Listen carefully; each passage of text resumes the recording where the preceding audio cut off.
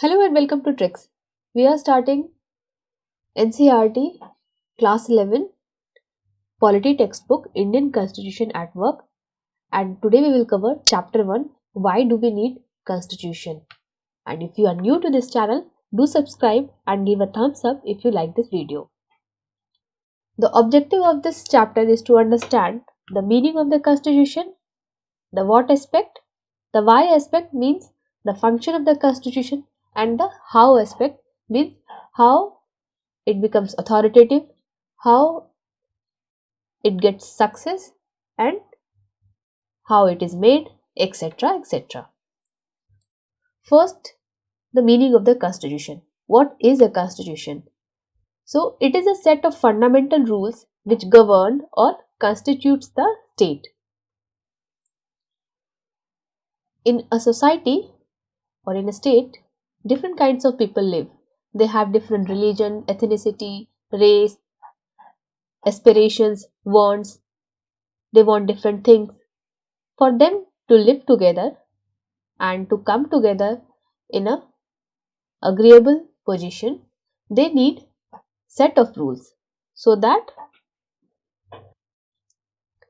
they continue to grow in a peaceful situation. And these set of rules are provided by the Constitution. The Constitution can be written or a set of rules, procedures, just like in UK. In UK, we do not have a written Constitution, whereas in India, we have a written Constitution. It is a body of principles that determines how the country will be governed, whether it will be a democracy or a monarchy or a dictatorship. Everything is determined by the Constitution. Who will rule, how they will rule, the principles are determined by the Constitution. It decides the basic allocation of power, means those who govern us, how they will get the power, how the power will be distributed among different administrative units. These all are decided by the Constitution. What is the function of Constitution? Some basic functions are: first, it allows coordination. Simply, it can be understood that the set of rules allow us to work together. It gives a set of rules so that different people can come together, work together, and live together. A kind of assurance is provided by the Constitution, assurance of safety, coordination, harmony, etc. Second function is the decision-making power. The set of rules are there, but who will make these rules? Because some rules will be beneficial for me but not for others, so others will want that their rules should be followed. So who will decide what rules should be there in the Constitution and what rules should be followed? This decision making power is also decided by the Constitution, that who will get the power to decide. For example, in our Constitution, in our country, Parliament makes the law. But the Parliament has got this power of making law from the Constitution. There are certain procedures which the Parliament has to follow to make the laws. Parliament cannot arbitrarily form any law and impose on us. So this decision making power is also flowing from the Constitution. Third function of the Constitution is that it put limitations on the power of government. Now, government has the power to decide how to rule, what rules should be there, but our Constitution decide that there will be certain basic rights, certain basic principles which cannot be encroached or cannot be taken away by the government in any case. For example, we have our fundamental rights, which is very difficult for the government to take away or make any change in our fundamental rights. These are basic principles, and through these basic principles, these basic rights, the power of government gets limited.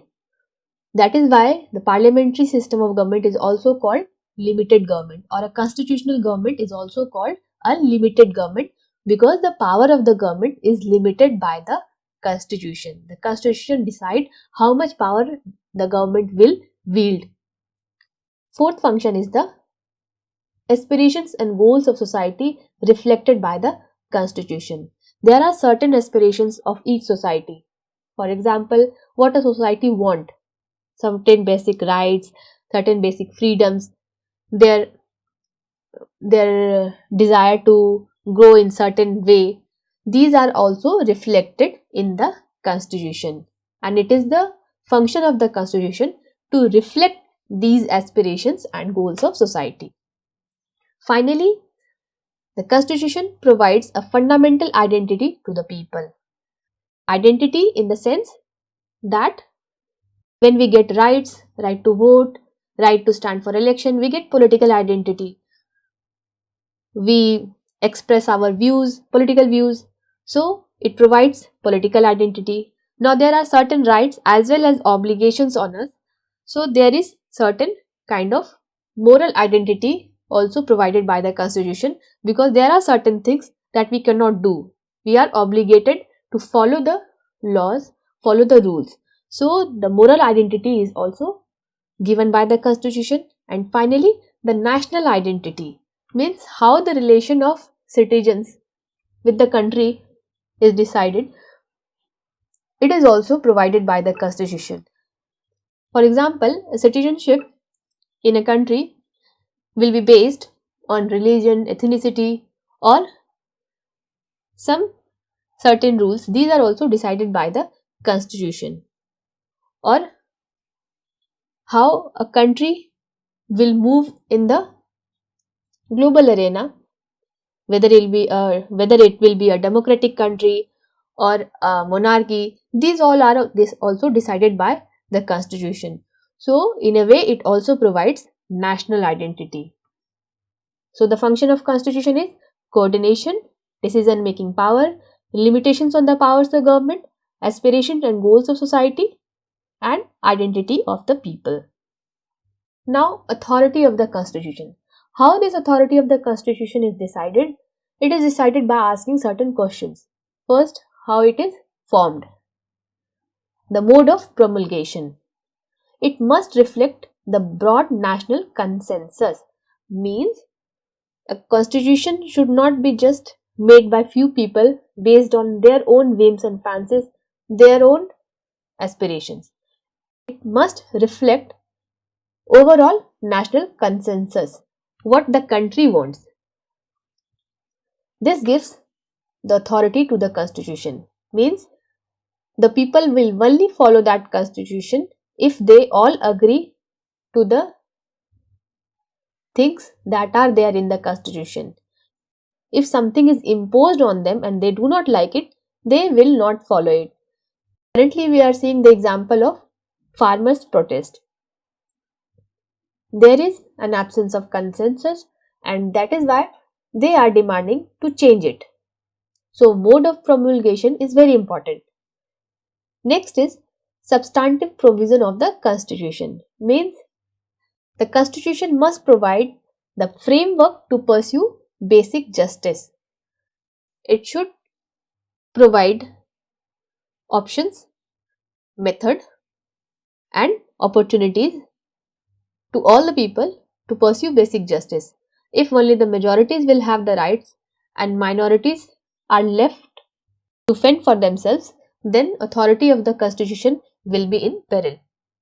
So the substantive provision of the constitution should be such that it provides a system, it creates a system where there is opportunity for all to pursue basic justice.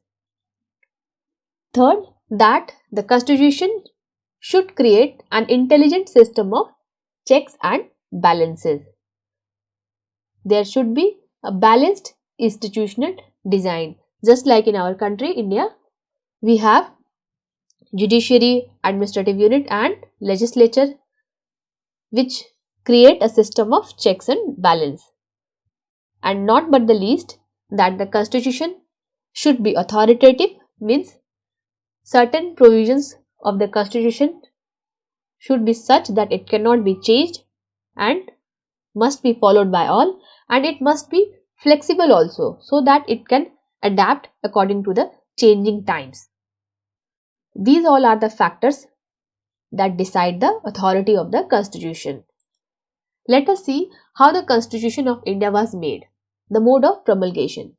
The Constituent Assembly was elected for undivided India, and it met first time on 9 December 1946 and then again on 14th August 1947. Pardon me for the spelling mistake. The members were chosen through indirect election. Remember, the members of Constituent Assembly were chosen through indirect election. How? It was so that the members of Provincial Legislative Assembly were first elected through the Government of India Act under the Government of India Act 1935. Then these members of Provincial Legislative Assembly chose the members of the Constituent Assembly. So it was an indirect election. And this Constituent Assembly was composed along the lines suggested by the Cabinet Mission. These are very important statements, often used in the competitive exam to formulate multiple choice questions.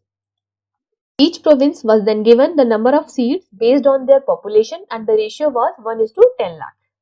For the British provinces, there were 292 seats, and for the princely states, there were 93 seats. In each province, then again, the seats were divided among three communities: Muslims, Sikhs, and General, based on their population. And members of each community elected their own representative. Means Muslims elected the Muslim representatives, Sikhs their Sikh representatives. For the Provincial Legislative Assembly, through proportional representation, single transferable voting system. I will make a separate video explaining all these system of voting systems. In short, you can understand proportional representation means the percentage of votes reflects in the percentage of seats. 10% of votes means 10% of seats. In this way, no votes go to waste, unlike the majority system. Single transferable system is a voting method used in proportional representation. In this, a list of candidates is made and people vote according to their preference. If a candidate gets their quota vote, then the surplus votes get transferred to the other hopeful candidates. If you want me to make a detailed video on this voting system, please post that in the comment. Remember that members of the Provincial Legislative Assembly were not elected by the universal suffrage. Universal suffrage means all those who were above the age of 21. It was later on reduced to 18 years. Coming to the composition of the Constituent Assembly. Again, autocorrect. After partition, those provinces that fell in Pakistan were excluded, and the constitution was finally adopted on 26 November 1949, and 284 members were present. Members of all religions were given representation in the Constituent Assembly. Remember these sentences, these are very important. These will be used in formulating multiple choice questions. 82% of the seats were occupied by the Congress Party, means Congress Party dominated the Constituent Assembly. However, it was believed that since Congress Party itself represents people from different communities, religion, ethnicity, etc. So, overall, Constituent Assembly had the diversity which was required. And there were 28 members from the scheduled caste in the Constituent Assembly. Procedure. What was the procedure which was followed? Deliberations means wide range of discussions, debates for days, and leaders appealed to public reason, which means they used to give each other logical reasons to agree or to disagree. There were 8 different committees headed by different leaders. Wide range of debate was held and effort to reach consensus. They tried to agree to a common point to reach consensus, and it was often put to vote. So it was not dominated by any leader. There was wide range of discussion and deliberation, and things were put to vote. However, the constitution was not just the product of procedures or deliberations, it was also the product of the morals and values which we inherited during the national movement. So, our constitution was a moral commitment to fulfill the promises that were made during national movement. During our national movement, there was fundamental commitment towards equality, liberty, democracy, sovereignty, and a cosmopolitan identity. Cosmopolitan means an idea that all people belong to a single community.